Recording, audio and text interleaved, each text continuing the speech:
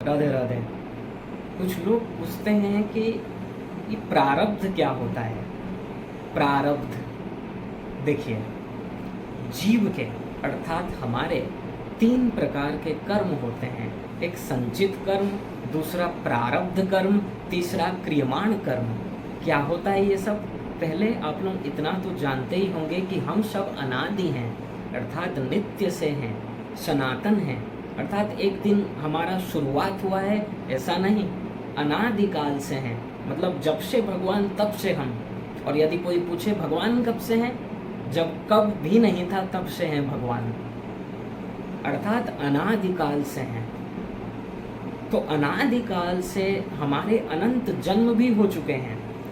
तो जो अनंत जन्म का कर्म हमारा है, वो अच्छा हो बुरा हो जो भी है, उसे कहते हैं संचित कर्म, अर्थात स्टॉक में है वो। दूसरा प्रारब्ध कर्म क्या होता है?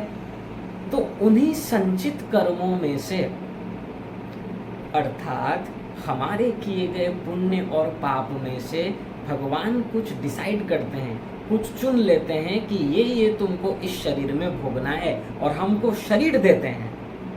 और उस शरीर में अर्थात उस जन्म में वो संचित कर्म में से भगवान जो डिसाइड किए हैं कि तुमको इस जन्म में इतना इतना मिलेगा, उसे कहते हैं प्रारब्ध।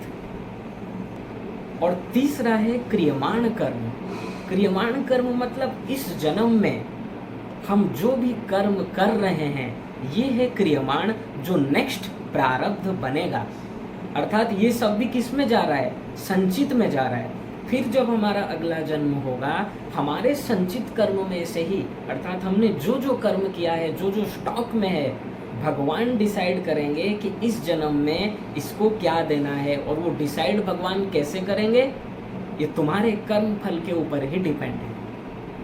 यदि ज़्यादा से ज़्यादा हम इस जन्म में भगवान की भक्ति करेंगे, गुरु सेवा करेंगे, भगवान का स्मरण करेंगे, भजन करेंगे, संकीर्तन करेंगे, तो भगवान हमको मनुष्य शरीर देंगे। और यदि भगवान से प्रेम नहीं करोगे, भगवान की भक्ति नहीं करोगे, तो नेक्स्ट जन्म तुमको मनुष्य का मिलेगा नहीं, दंड भोगना पड़ेगा। तो प्रारब्ध मतलब इतना ही समझ लीजिए, जो हमको भोगना ही पड़ेगा, ये कोई नहीं रोक सकता। कुछ आजकल के एस्ट्रोलॉजर कह देते हैं, मतलब किसी का मारक खंड चल रहा हो, एक एस्ट्रोलॉजी में एक है मारक खंड, महामृत्युंजय जप करो, पंडित जी को बुलाओ, 500 रुपए दो, महामृत्युंजय जप करो, क्या होगा? मृत्यु से मुक्त, तुम्हारा मृत्यु होगा ही नहीं, मृत्यु से मुक्त हो जाओगे तुम।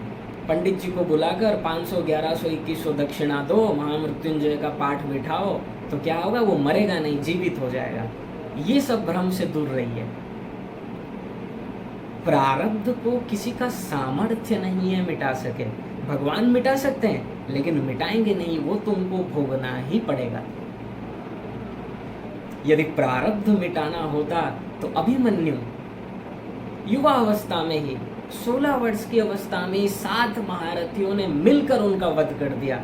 और उनका शादी कौन कराए थे? वेदव्यास। कौन है वो? भगवान है। उनके पिता कौन थे? अर्जुन। कौन है वो? नर नारायण के अवतार। और मामा श्री कौन थे? भगवान श्री कृष्ण। अर्थात तीन भगवान 3 रूप में वहां पर हैं। लेकिन क्या अभिमन्यु को बचाए? नहीं बचाए। महाराजा दशरथ जिनके 4 पुत्र हैं, उनके मृत्यु के समय उनके पास एक भी नहीं था। क्या भगवान ने बचाया? नहीं बचाया। फिर हमारे लिए, तुम्हारे लिए, तुम कैसे सोचते हो कि भगवान प्रारब्ध मिटा देंगे? विधि नाने जो लिख दई छठी रात को अंक, राई घटे ना तिल बड़े रहो जीव निसंक। अरे हरि नापी हरे नापी ब्रह्म नापी सुरैरपि, ललाट लिखता रेखा परिमाष्टुम न शक्यते। कोई नहीं मिटा सकता प्रारब्ध, इसलिए प्रारब्ध को सहर्ष भोगो। जब दुख मिलने का है मिलेगा ही, सुख मिलने का है मिलेगा ही। सुनऊं भरत भावी प्रबल, बिलक कहूं मुनिनाथ। हानि लाभ जीवन मरण, यस अपयस विधिहात। ये सब हमारे प्रारब्ध में होते हैं, प्रारब्ध के अनुसार ही तुमको मिलेगा। इसीलिए कोई ये ना सोचे बिल्कुल भी कि हम दिन रात माला करते हैं, दिन रात भगवान का नाम जप रहे हैं, तो करोड़पति हो जाएंगे, अरबपति हो जाएंगे, विश्व प्रसिद्ध हो जाएंगे, लोग हमारे पीछे लाइन लगाएंगे। ऐसी मूर्खता मत करो। पहली बात तो ये भक्त का लक्षण ही नहीं है, और जो ये कामना लेकर कर रहा है, यदि तुम्हारे प्रारब्ध में भिखारी होने को लिखा है, भिखारी होगे, चाहे कितना भी तुम भगवान का नाम जप लो। ना समझ लीजिए आप लोग, आज ही ये बात समझ लीजिए। कभी ये मत कहिए भाई हमने इतना कुछ किया और भगवान ने हमारे साथ ऐसा किया। अरे भगवान क्या करेंगे? भगवान जो भी प्रारब्ध में दिए वो तुम्हारे ही कर्मों का फल है। अनंत पाप तुम कर चुके हो, अनंत पुण्य कर चुके हो, उसी के हिसाब से, तुम्हारे कर्म के हिसाब से डिसाइड होगा कि तुमको इस समय प्रारब्ध क्या मिलना है। तो भगवान के ऊपर दोष क्यों? कोई ये स्वीकार क्यों नहीं करता कि हाँ मेरे ही ऐसे कर्म होंगे? भगवान का बल्कि धन्यवाद करो जब भी दुख आए, कि तुम्हारे प्रारब्ध में से दुख जा रहा है, तुमने जो जो गलत अशुभ कर्म किया है वो कट रहा है। ये तो नहीं करते हो, भगवान को दोष देते हो, उसने मेरे साथ ऐसा किया, भगवान ने मेरे साथ ऐसा किया। इसलिए ये सब अज्ञानता छोड़ दीजिए, ये सब अज्ञान से भगवान के पास मत जाइए। भगवान से क्या सौदागिरी करते हो? भगवान से क्या है ये सब? भाई भगवान तुम्हारे सर्वेंट है क्या? भगवान के कृपा के बदौलत तुम जीवित नहीं रह सकते।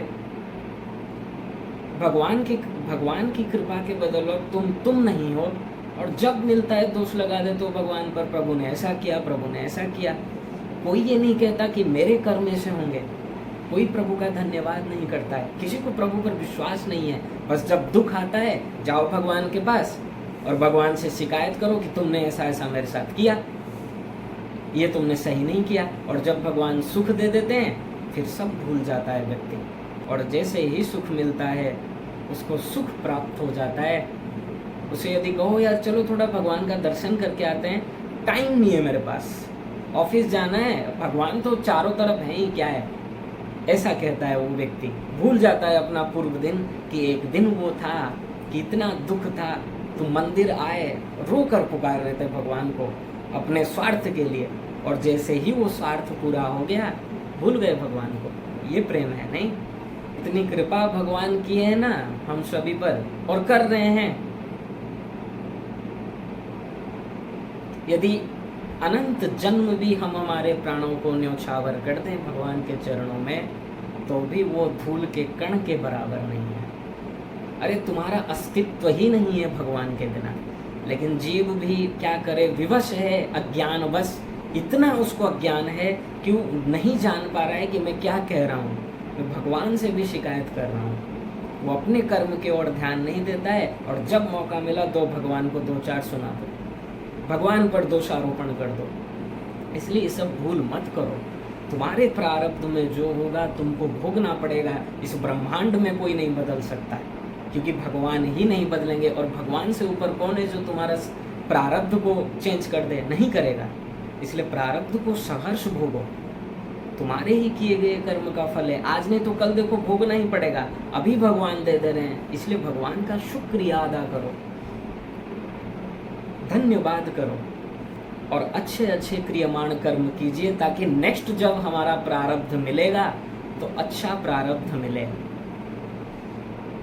और तुम देखो एक बात याद रख लीजिए कि ये कर्म बंधन तब तक समाप्त नहीं हो सकता जब तक जीव भगवत प्राप्ति न कर ले। क्योंकि मान लो तुमने इस जन्म में केवल शुभ कर्म किए और भगवान ने तुमको मनुष्य शरीर भी दिया, लेकिन तुम पहले के जो कर्म हैं संचित स्टॉक में पड़ रखा है, तुम्हारे पूर्व अनंत जन्मों के कर्म पाप पुण्य, वो कहाँ जाएगा? इसलिए यदि सदा के लिए पाप से रहित होना चाहते हो तो सर्वधर्मान परित्यज्य मामेकं शरणं व्रज अहम त्वाम सर्व पापेभ्यो मोक्षयिष्यामि मा शुच। गीता 18:66। भगवान की शरणागति स्वीकार करो। शरणागति ही ऐसा एक उपाय है, भगवान की शरणागति, वही तुम्हें अनंत जन्मों का जो तुम्हारा स्टॉक में पाप भी भरा है, पुण्य भी भरा है, उसको भस्म कर देगा। केवल शरणागति। इसलिए कभी भी ये मत सोचिएगा कि प्रारब्ध टल जाएगा। प्रारब्ध को सहर्ष स्वीकार कीजिए और अपना शरणागति, भगवान की भक्ति कीजिए, भगवान में मन को लगाइए, भगवान से प्रेम करिए, क्योंकि यही सब आप आगे आपके काम आने वाले हैं। इस जन्म में आप जितना भक्ति कर लोगे, हम लोग जितना भक्ति कर लेंगे, जितना भजन संकीर्तन कर लेंगे, तो वो सब भगवान फिर दे देंगे नेक्स्ट जन्म में, और फिर हम आगे बढ़ेंगे।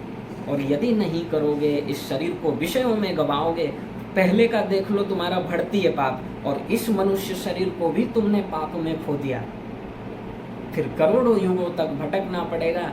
फिर भगवान कभी तुम्हारे प्रारब्ध, तुम्हारे संचित कर्म में से पुण्य को देखकर और भगवान कृपा करके, अपनी कृपा से तुम्हारे संचित कर्मों में पुण्य को लेकर तुमको एक बार फिर मनुष्य शरीर दे देंगे, और भाग्य में होगा तो संत से भी मिला देंगे, और फिर तुम ऐसे लापरवाही करोगे और ये चक्र चलता रहेगा। इसलिए इस चक्र से मुक्त होना है। कौन से चक्र? ये 84 का चक्र। इससे मुक्त होना है तो एक ही उपाय है, भगवान की शरणागति। राधे राधे।